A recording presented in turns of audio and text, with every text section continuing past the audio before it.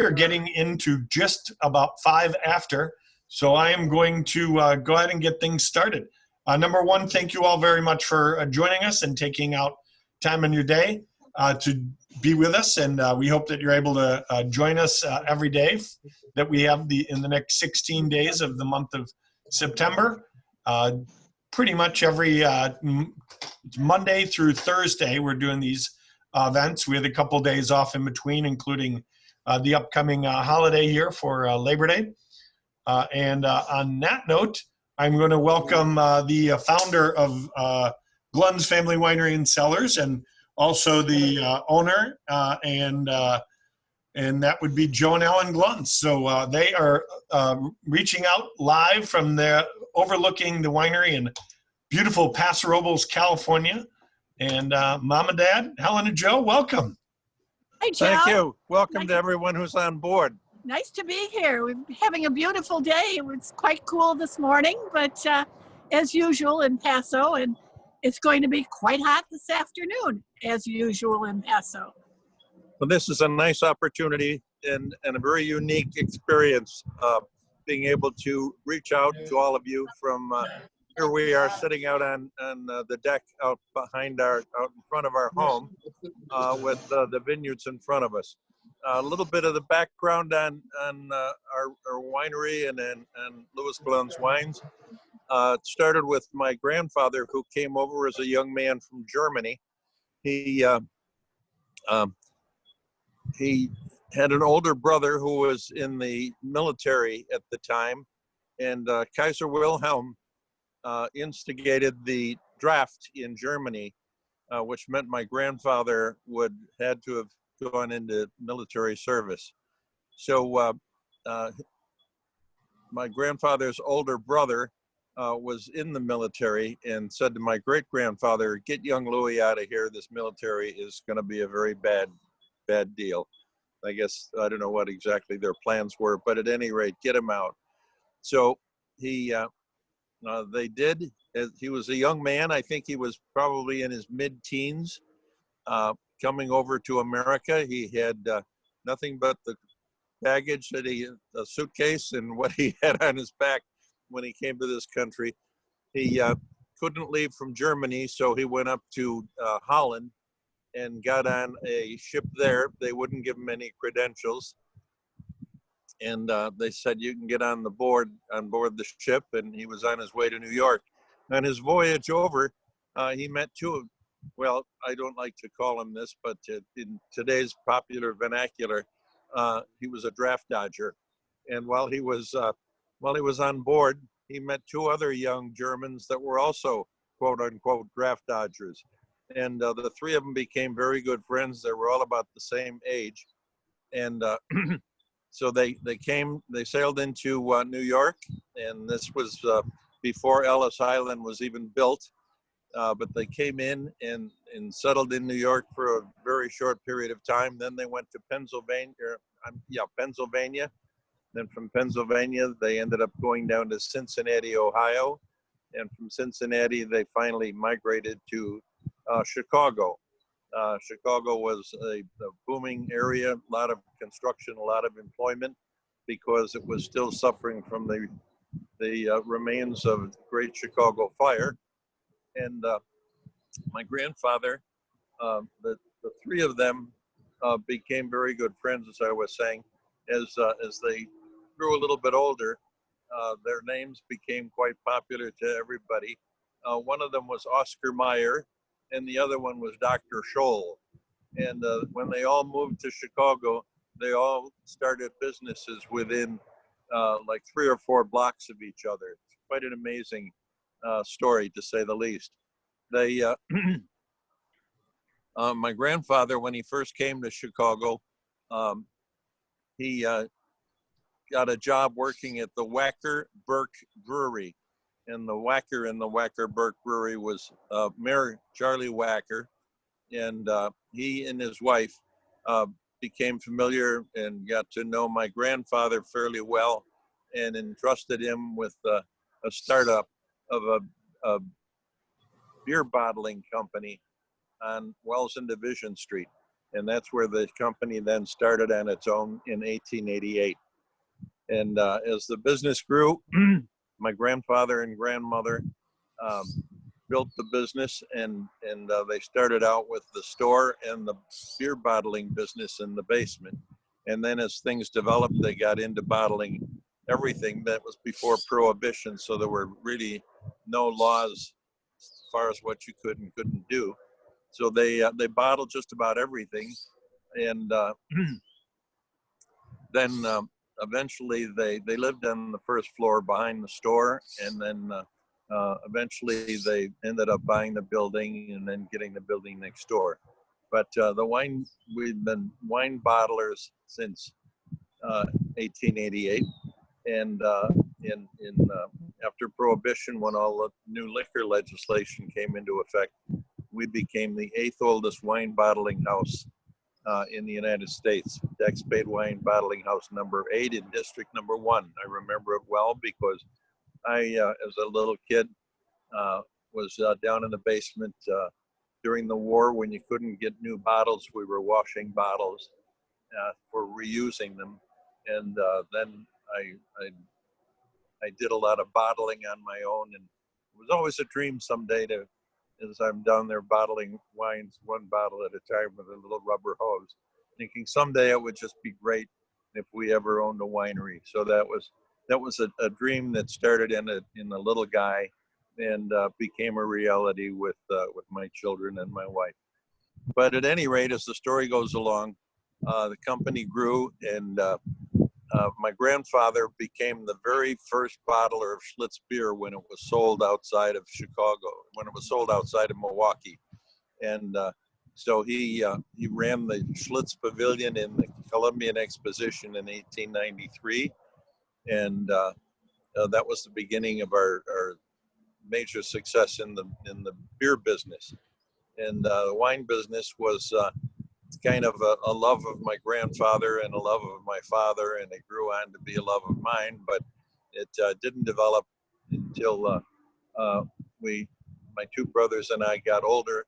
The three of us were in business together, and we all had large families. And so a fellow who was a member of our board was a guy by the name of Ward. yeah, Ward, Jerry, no, John Ward. at any rate, he suggested that, he said, my business here at Loyola with the Family Business Center that we have is to keep family businesses together. But he said, with all the members that you have and the fact that your father sent you all three in 3 different directions. My oldest brother, Lou, is a research chemist, and he's got his doctor's degree, and he's got a very successful operation in Morton Grove. And my brother, Jack, loved the beer business, so he took that over. And I was the youngest son, so I got stuck with the wine business. But yeah, I loved it, and that's what I wanted. I went, as I was coming into the business, as I say, I was bottling wine when I was a little kid and learning a lot about it. I worked in Europe, in the major wine producing areas of Europe, for quite some time, and just got a real hands-on education as our children have all, the boys of everyone coming into the family business has to work on the outside before they enter the business. However, Joe and Stephen and Matt all worked in wineries out in California and in Oregon, and they'll tell you more about that later. But during our winemaking experience went back to the days of Prohibition, when it was legal for someone to produce, a family could produce 200 gallons of wine per year for their personal consumption. They couldn't sell it and they couldn't transport it. So they had to make the wine on their premise. Well, a lot of people had no idea, most people had no idea of how to make wine. So my dad and my grandfather put on a service, and they had the Gold Coast right in front of them, a lot of very wealthy people that wanted wine and had no idea. So they would bring everything over. They bring the grapes, they bring the barrels, they press the grapes on everyone's property and age it. And when it was ready, they bottle it. So that was unique, and that was the beginning of their learning of actual wine fermentation. But when did we start the winery? In 1992, we became a bonded winery. Glunz Family Winery became a bonded winery, and we were operating out of our little facility in Grays Lake, Illinois. And that went very, very well, and grew nicely.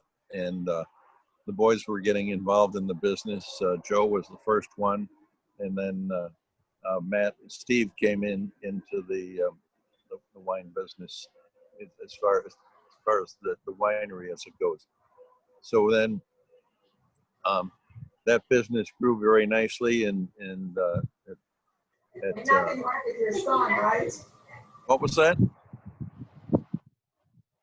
At any rate, the business grew, and then finally we decided we wanted to become a bonded winery, and that we did in 1992.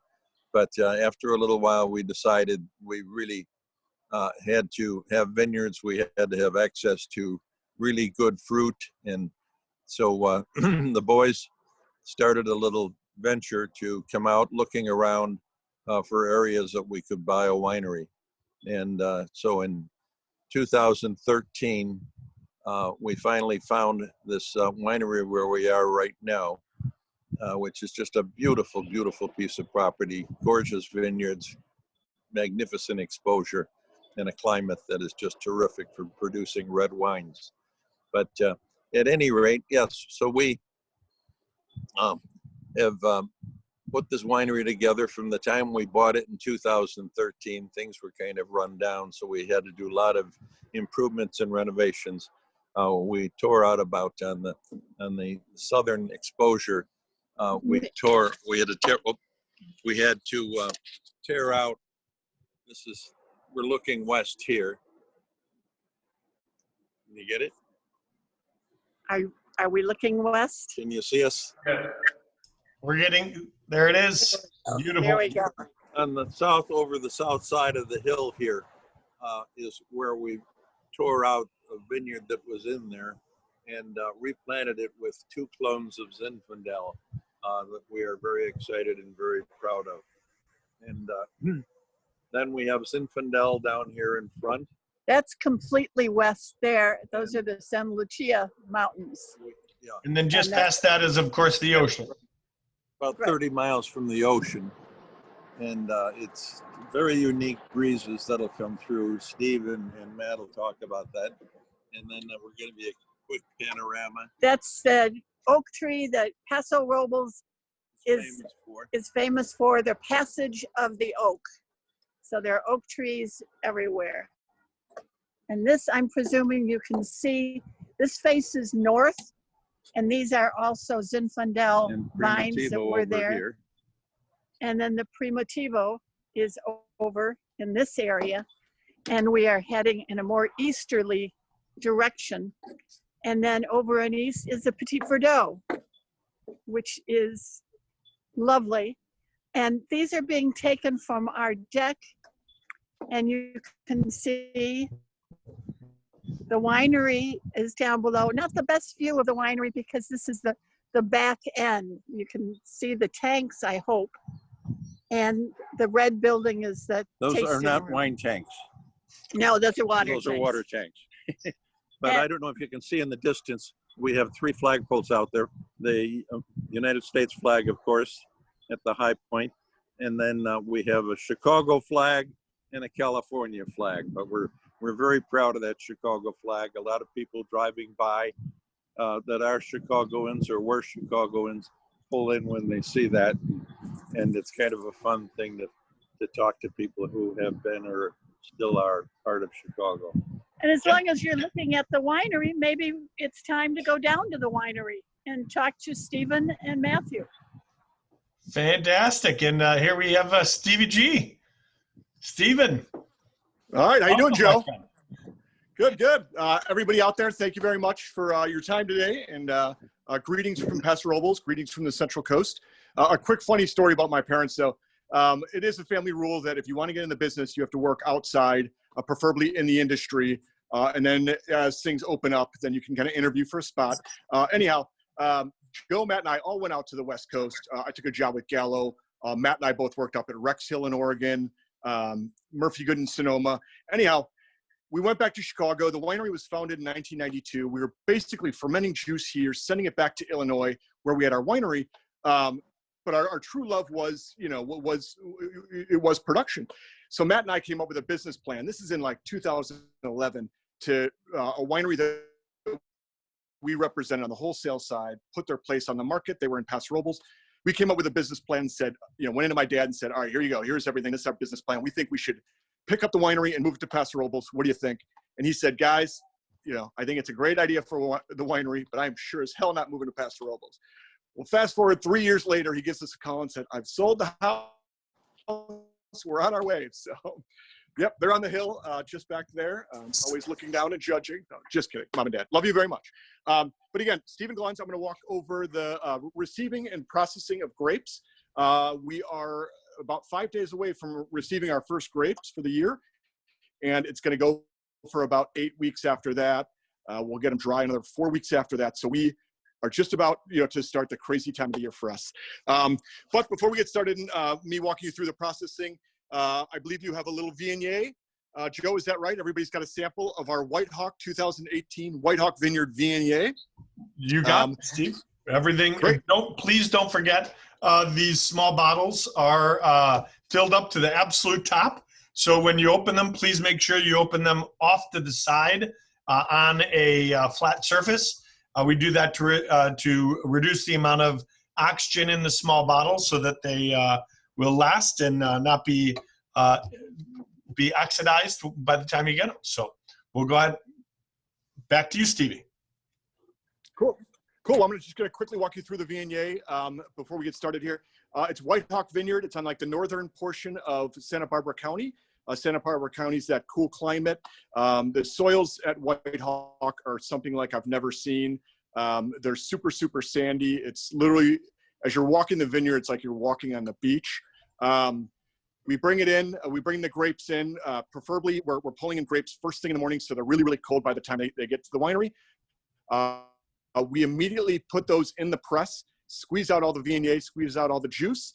We send it into the winery. We let it settle in tank for 24 hours, and then we rack off kind of that cleaner juice into barrel, all neutral French oak, where we ferment it.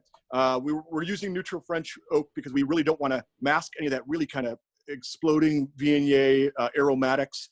And then after about 9 months, then we start looking at bottling it. And this is what we have.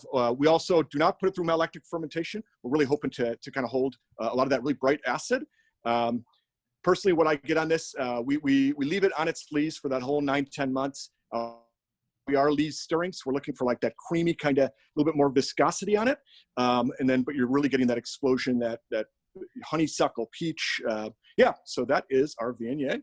And Stephen, correct me if I'm wrong, this is the first release of the Viognier outside of the tasting room. Is that correct? It is, yeah. We've been playing with this vineyard for this is going to be the 4th year. We actually just went out there and sampled it the other day. But this is the 4th year. This is, in 2018 was the first one we went outside of the winery. And again, we're smaller size winery. We only have about, what you guys are tasting today is really what we have in wholesale right now. So. Great. And I did want to let everybody know before Stephen continues on the production side on the crush pad is to let you know if you have a question, please feel free. There's a little way on the bottom under reactions. I apologize, under participants where you can raise your hand. And if you raise your hand on there, I'll try to call on you with the names that you have on there. And then we'll sneak into questions there. Otherwise, you can use the chat feature on the chat segment there and send those directly to me, and I'll interrupt the Matt and Stephen and Joe and Helen when it's perfect time to. But Stephen, go ahead, continue.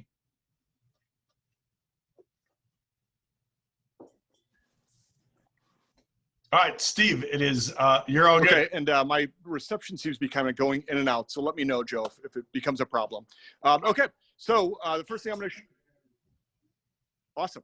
Okay, so the first thing is when we go out and sample the fruit, the two biggest things is pH, our acid level, and our sugar level. These are our half-ton picking bins. So whenever we say go, these are the bins we're actually sending out to the vineyard. Again, we're picking as early as we can. Then it's coming back into the winery. And again, each one of those bins roughly holds about 1,000 pounds of grapes. Once they come in, we weigh them. They are dumped. Obviously, we're all set up here.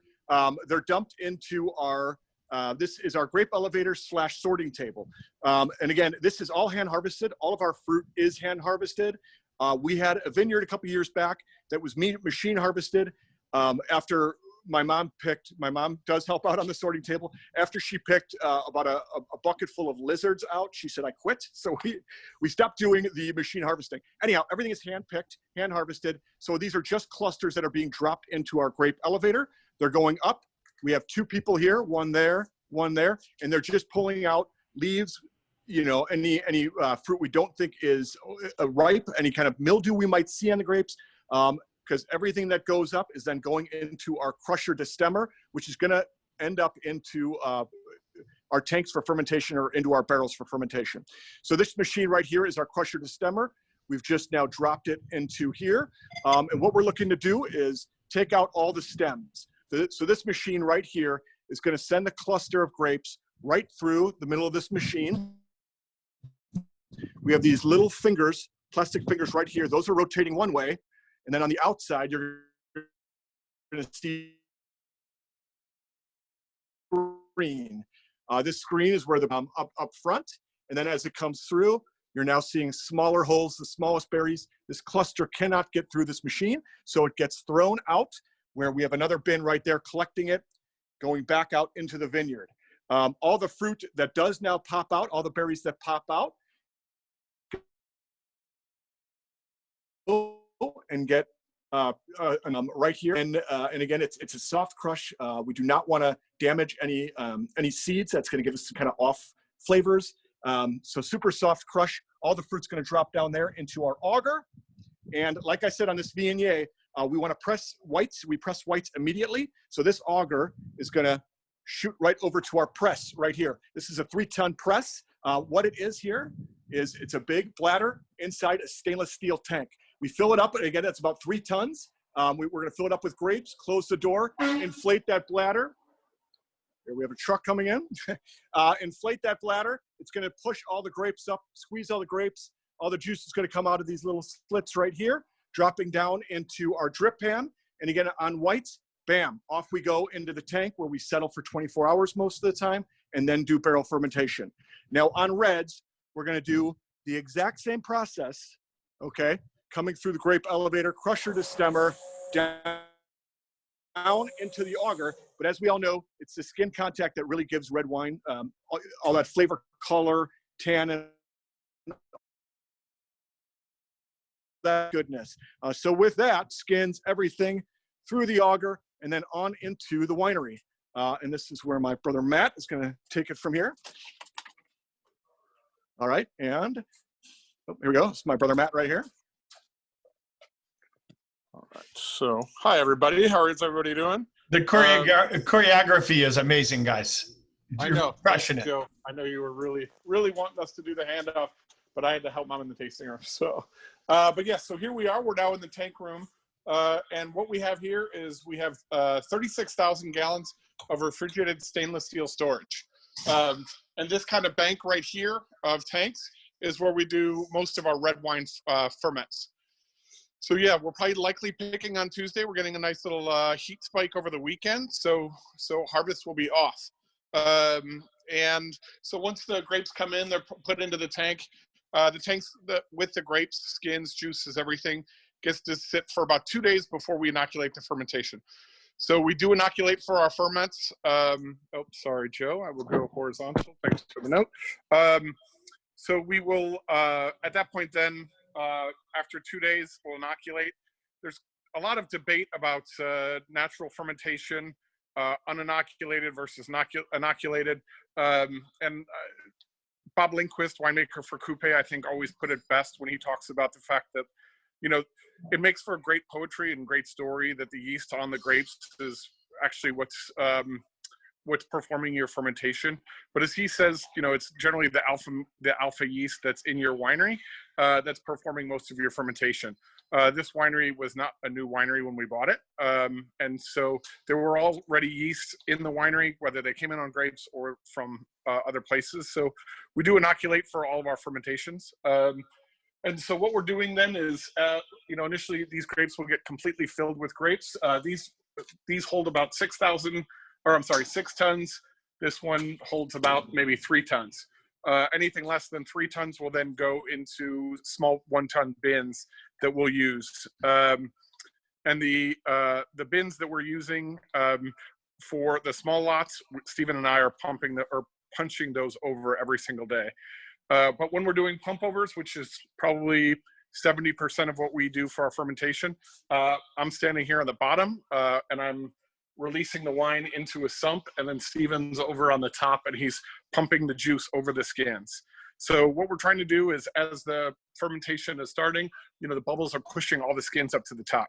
Those skins have all of the flavor, all of the phenolic compounds, the anthocyanins, the colors, tannin that we're trying to pull out of the fruit. So if we just left it like that, we would have a very low tannin, low color wine. Generally with most of our varieties, we're not really looking for that. We're looking to extract a good amount of that flavor. So that's why we will pump these over. At the beginning of fermentation, we'll generally do 3 pump overs a day. And then by tasting throughout the fermentation, at that point, we'll dictate how many pump overs we're gonna do and how the fermentation's going. So generally this process in tank will last about 14 days while the fermentation's going on. And then at that point, we're gonna press off. But quickly, I wanted to kind of move on to our next wine, which is our Chardonnay. This is our 2018 Edna Valley Chardonnay. And the Chardonnay comes from a vineyard that's about 30 miles south of us. It's a vineyard down in Edna Valley. So probably a lot of people know because Gallo owns a label called Edna Valley. But most of those grapes don't come from here. Most of them come from down in all over California. A lot of it comes from Monterey. But this is it's a really, really cool climate. So as we'll talk about, and we have talked about, Paso has really, really cold mornings, but we also end up with really warm days. So by traveling 30 miles south of here, down to Edna Valley, we end up sourcing from a vineyard that's got just rarely gets over 70 degrees. And so why that's important is for a bunch of reasons. Chardonnay, Pinot Noir, they like a really cool climate. Also, it's just that, you know, vines are very much like humans in that the vines sweat. But when vines sweat, they start losing acidity. And we're not interested in kind of one of those big, buttery, flabby Chardonnays. You know, we're very much, we love acid. We love it in wine. So we're very much shooting for that. So this wine does go through 100% ML, but you wouldn't know it. It's not like a big buttery thing like a Rombauer Chardonnay or something like that. Even though it's gone through 100% ML, it's still tons and tons of bright acidity. So I can actually show you. So Stevie was talking about after the wine is crushed and then it settles overnight, and then goes into, this is our Chardonnay and Viognier area where we do all of our barrel fermentation. We only use 20% new French oak on this. French oak generally a lot more subtle. So it's actually 100% barrel fermented in French oak barrels, but only 20% is new. And that's just to kind of pull out a little bit of that oak flavor, but really, really not looking for that kind of oaky, toasty, buttery, creamy. And this is also a little bit more of our barrel room. We have some fortified wines that we make over here. We make port and Angelica, and then a little bit of Zin over here as well. That, but the other cool thing that we do here is that especially everything that's picked off of our property generally comes in at before 8 o'clock in the morning. So a lot of that consists of us waking up, picking at night. But we really, really like cold fruit. But we process everything here. Once the wine is brought here, especially the grapes that we grow on our own property, are 100% done by us, and it never leaves. And part of that is actually bottling. So my dad, oh, by the way, there's our Cubs banner. Yes, we are out of Chicago, but never out of heart. So let me just jump over to the, there we go. So this is our bottling line that we use. This is definitely a very different line than from what my dad used and what we used when we were kids. This is all Italian bottling line. The first thing we do when we're bottling is that we fill every single bottle with nitrogen. Oxygen, wine makes vinegar, so we want to go ahead and make sure that doesn't happen. So the first thing that happens is the bottles are loaded on there. The bottles then come down here. Every bottle is filled with nitrogen before it touches any wine, and then this is the filler. Generally, the filler, we can do about 1,400 bottles per hour is what we were running at yesterday, which is a really good speed. And so the funny thing is, when Stephen, Joe, and I, when we were kids, we used to all bottle wine on the weekends, and we would do about 60 cases a day. Right now, we do that every 30 minutes on this machine, which is pretty cool. This is the corker. So if the wine is getting corked, it gets a cork right here. Or if it's getting a screw cap, it'll get a screw cap right here. We love screw caps. We wished everybody loved screw caps as much as we did, but there's still a little bit of a hurdle to happen there. And then it comes down here. If it got a cork, then it gets a foil right there, and then it gets labels right here. And so it's a pretty slick operation. In fact, when Stephen and I first started the winery out here, we would be bottling, and then our tasting room was right over there in the corner before we had built a tasting room. And we were literally doing, we were bottling. I would be dumping glass, Stephen would be taking off, and then he'd run over, take care of customers, and then we would take turns running back and forth to help with customers. So now we're actually gonna head over. This is just another little lineup of our big boy tanks. Those are all each 4,000 gallons. So that's those are a bigger lot but we really don't use them for fermentation. It's more just storage and blending tanks, and then more case goods. And now we'll head over into the barrel room. And this is where all of our reds are aging right now. The last of the 18s are still in barrel, and then we'll be bottling those in the next few weeks as we're bringing in the 2020s. So, all right, so you want to flip it? Fantastic. And now we are sneaking over here to the tasting room. The tasting room was built as just outside of the winery production area, because when we first moved there, we had that tasting room in the corner where the barrels are now, and it worked out really well with the setup that Matt and Stephen had on the multitasking on the bottling line. But as soon as we kind of had more and more visitors and more bottling, we started here in the tasting room. And in the tasting room, there is my mom, who's going to take us through what the tasting room looks like. Mom, welcome. Beautiful mask. Thank you. How did you recognize me? Tasting room, of course, we're all wearing masks here. This is the tasting room. The first thing I think I should show you was Joe earlier, my husband Joe, kind of gave the history of the family. And this is the wall of fame, where we have all the old pictures of his dad at the Schlitz truck, and Cecilia, the old basement of the retail store, his family, the famous survivors poster that the Tribune had at one point in time, and the sign that's still out in front of the House of Glunz. We have the usual things in the tasting room. Come buy some of our products with our label on it. But the most interesting part is the wall. The wall in the wood bar. If you can see it, I hope you're seeing it now. It came from the munitions plant in Baraboo, Wisconsin, which was built for the Second World War. And it was built in 10 months. They made an entire city. This is all reclaimed wood on there from that munitions plant. We also have on the bar corkscrew collection of Matt and Stephen's grandfather, and a Testament collection from my husband's. These are all things you can see as we go in. And now we'll walk outside, which is where we're tasting now. There is no tasting in the tasting rooms. People come and sit outside. They are given a list of wines and a glass, and then they are served outside. This is the outside patio. We did open some of the umbrellas. Unlike Chicago, the umbrellas are used almost 100% for sun, not for rain. We have a little putting green here for people who have some activities. We also have a bocce court, kind of a little bit far away to see, but you can see their umbrellas and their places to sit.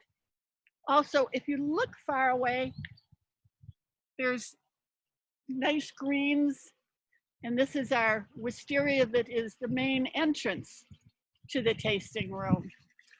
Then over here, sometimes we have larger events, not 2020 large events.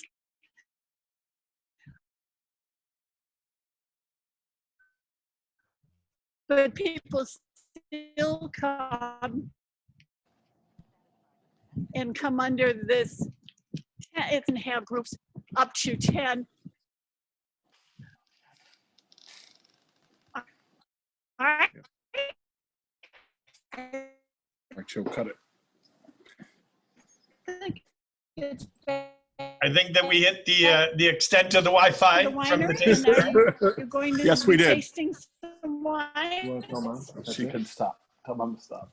Anybody? All right, Mom. Thank Thanks, you. Stephen Al. and Matt, I think. Ah, Yeah, very good. enjoy the tasting. I'll be in to enjoy it with you momentarily. Awesome. Thank you, Mom. And Stephen and Matt, let's finish up the tasting.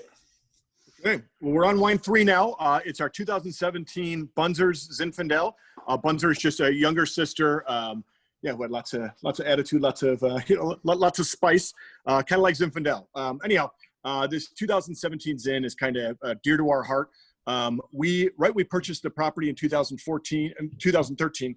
We ripped up a Petite Syrah vineyard that's south facing on the property. It's about 4 acres. We ripped it up. We're pretty close with one of the vineyard managers at Ridge Vineyards, and he actually helped us pick out 2 clones of Zinfandel that he really liked for this area. And that was the Juicy clone Zinfandel and the Lytton Springs clone Zinfandel. So it's really cool. So on those 4 acres, we split it. And anyhow, for the first couple of years, we were just looking for root strength. We were not looking to pull much yield out of that vineyard. And in 2017, it was the first time we were actually able to play with it. And again, super small yield. We're talking like a ton per acre. So really, really nothing. Anyhow, we ended up putting it in our Paso Zin with a little bit of our north side vineyard. So another block on our property. That vineyard's about 20 years old. And it really just had that big fruit forward style of Zinfandel. However, we source a little bit of Grenache out of the west side. Grenache has that nice spice, but is also kind of medium bodied. And again, with Zinfandels here, Paso Robles really produces big, big reds. A lot of places are putting in Petite Syrah on their Zinfandels, to kind of beef them up, give them more viscosity, more color. We just don't need that as much. Anyhow, so in this vintage, we put in about 7% of Grenache from a west side vineyard called Paper Street, highest elevated Grenache vineyard in Paso Robles. So, am I missing it? You want to jump in? Yeah. So then, and Joe, actually, if you wouldn't mind, would you pull up that map of Paso? So what makes kind of Paso so special, and we've talked a lot about it today, is just the fact that we have this huge diurnal temperature swing in Paso Robles. And so Paso Robles, on any given day during the growing season, we average about a 40 to 45 degree temperature swing. And that's really all based on because of the fact that there's obviously the Pacific Ocean. And if you can kind of imagine the ocean taking a big deep breath in and a big deep breath out, that's literally what happens in Paso Robles. And what happens every morning, the ocean takes a big deep breath and pulls all the cold air back out to the ocean. And then all of these sort of interior valleys start to warm up. This map Joe's showing is all the 11 different sub-AVAs of the Paso wine region. We are right in the middle, right in the heart of it all in the Geneseo district. But literally right now we're sourcing from about 7 different AVAs, 7 different areas inside Paso. And all of these kind of offer different flavors and different climates and different soils. And so literally when we make blends like this, we're literally trying to just build up our spice cabinet. So when we're ready to start blending, we have all these sort of different flavors. So when you're kind of looking towards the west or to the left of this sheet, you'll see an area that's called Willow Creek, another area just north of that that's Adelaida. And from those different areas, we're pulling Zin, we're pulling Grenache that are going into this wine. Those are going to have a little bit more acid to them because they're a little closer to the ocean.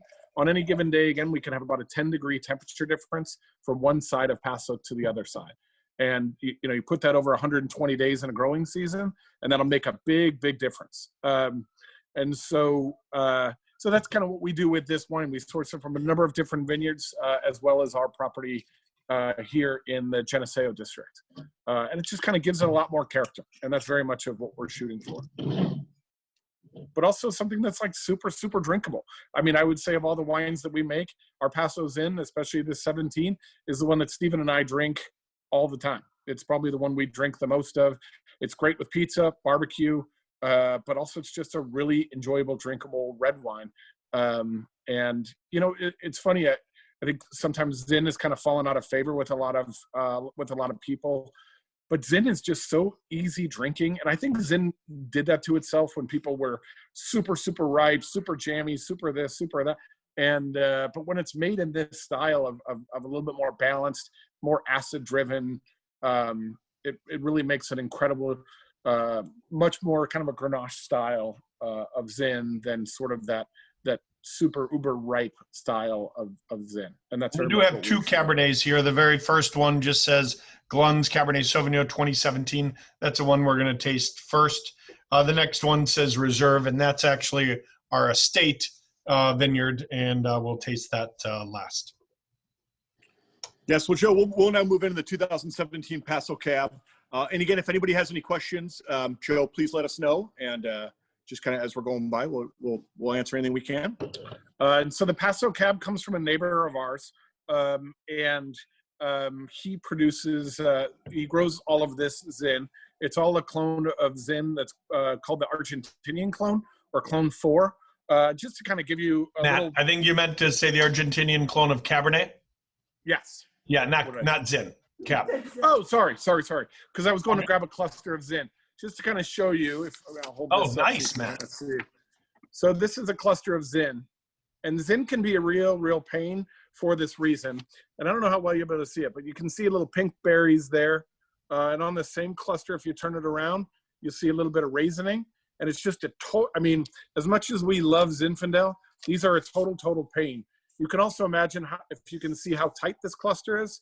If any moisture gets into this cluster whatsoever, you can really get some rot. And so the tough thing about making Zin is that Zin can be a little bit of a crapshoot. You don't always know what you're going to get because these raisins will soak up to probably 50% sugar, where these pink berries right now are probably about 13% sugar, a little bit closer to like a table grape.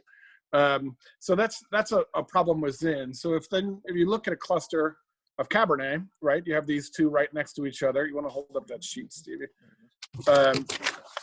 You can see the difference of a cluster of Zin and a cluster of Cab.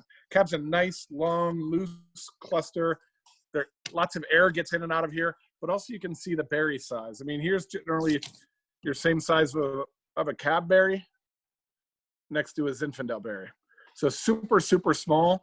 I mean, you can see why the Italians, when they moved out to California, why they picked Zinfandel to plant out here, because it's a big cluster. You get a lot of juice, and it's just more practical. But Cabernet, especially this is clone 4, is the berry size are about the size of a blueberry. And it's pretty amazing. Even if you squeeze one berry, you're literally getting 2 drops of juice out of each berry, where I wouldn't want to squeeze a Zin grape next to any electronics. But so what happens there is because of the small berries, you get this really dark and intensely flavored wine that comes from it. And because the juice to skin ratio is so much higher, you tend to get a little bit more of the tannin, those anthocyanins that we were talking about earlier, the flavors, and the color. So it makes, I mean, even you can see it in your glass, a much darker variety. And then another variety that we actually add to this is this cute little guy right here. Again, you can see it next to a Cab. This is Petit Verdot. people think Petit Verdot, and same thing with Petit Syrah, because of the small berries. It's got a smaller berry, but it's not small relative to a Clone 4 cab, but it's a cute, small little petite cluster. And we added about 10, we usually add about 10. I think it was about, they have 12% roughly on this. Yeah. And it's just a nice little blender. This one, the Petit Verdot, this is off of our vineyard. But the Petit Verdot that we use for this wine comes from the Santa Margarita Ranch, which is the southernmost point in the Paso AVA. And it's from a little vineyard called, or a decent sized vineyard called the Santa Margarita Ranch. But this is a small little section of the Santa Matt, I'm going to interrupt you for a second. You just mentioned about the tech sheets, and I did want to let everybody know in your inside of your chat room, we have a file I just shared. If you're on your phone, and you can't download it, we will resend it as well to the emails you guys registered under. And that will not only give you updated things, because Stephen, Matt, and I worked on this sheet as of last night. We upgraded or changed the vintages right before we released all this to upgrade and bring us to the 2017 harvest, 2017 vintages, which are the newest releases. And so we changed a couple of the notes from the stuff that got put inside of the different tasting boxes, which you all received. So the new sheets are in there. Mike had commented about the Zin having Grenache. The 2017 vintage has 7% Grenache, which is in that new file I just sent. It's also got all of the participant special pricing that is available to all the participants that came today. So you have better pricing for any purchases today or tomorrow. And that it will continue throughout the Glunz tasting, the tasting hall. Every day that a presenter presents, we'll have special pricing just for that day and the next day. So, all right, Matt, go ahead and bring it back to the cab. Yeah, so just a really, I mean, Paso Robles is definitely making a name for Cabernet for itself, and it's being led by some bigger producers, J. Lore, Justin, Dow, and so, I think kind of for the a little bit more wine nerdiness that we love and why we're here, the Rhone varietals are definitely some incredible standout, but Paso Cab is really, first of all, for its quality. Second of all, for the fact that the North Coast is really pricing itself out of the category. Nobody normal is drinking $125 Cabernet on a Wednesday. I mean, it'd be nice if we all did, but Paso is just the climate of having the really, really warm days. Again, small berries, so you get that tough, rugged varietal, and like every harvest. If we could, when we've worked in other places where you make additions, you try to, if we could write the numbers down of exactly what we want when we pick our cab, they come in, and by that I mean sugar, pH, TA. It's just a perfect area for Cabernet, and it's perfect for growing it. Zin, as you can see with these clusters, Zin is a pain to make, but it's a labor of love for us. We love Zin. But Cabernet is just easy, and it's easy because it's in the right place, and it's really, really cool and easy to make. So again, we bring this over from our neighbor's vineyard, crush it. We do I'm still on the first one. Are we ready to move on to the reserve, Joe?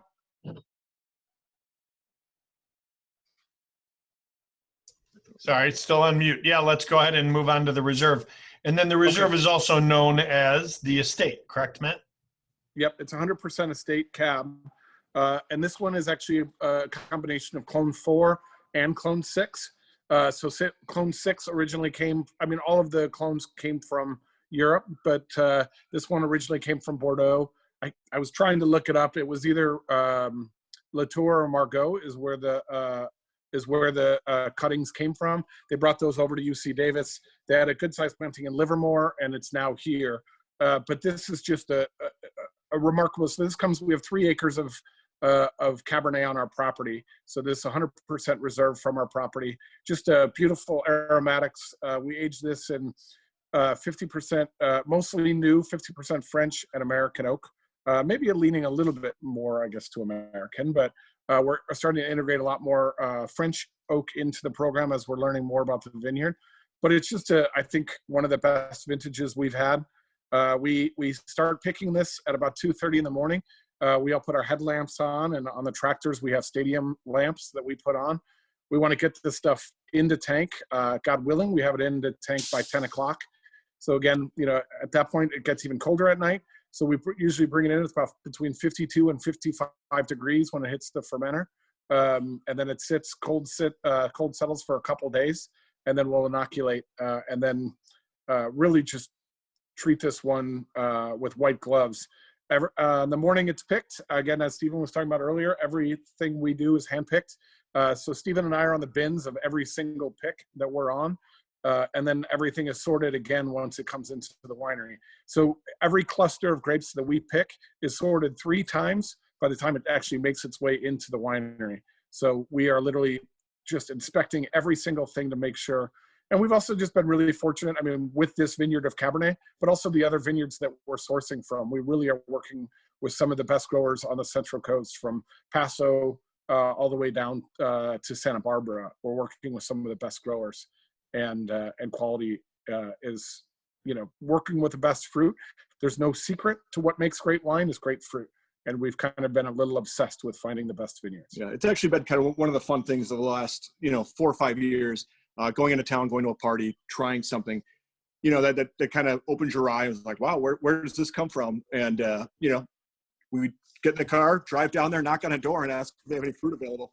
But that's definitely kind of been where the winery's gone. Whether it's this Paper Street Vineyard, which is some of the most sought after fruit, White Hawk Vineyard, Dante Ducey Vineyard.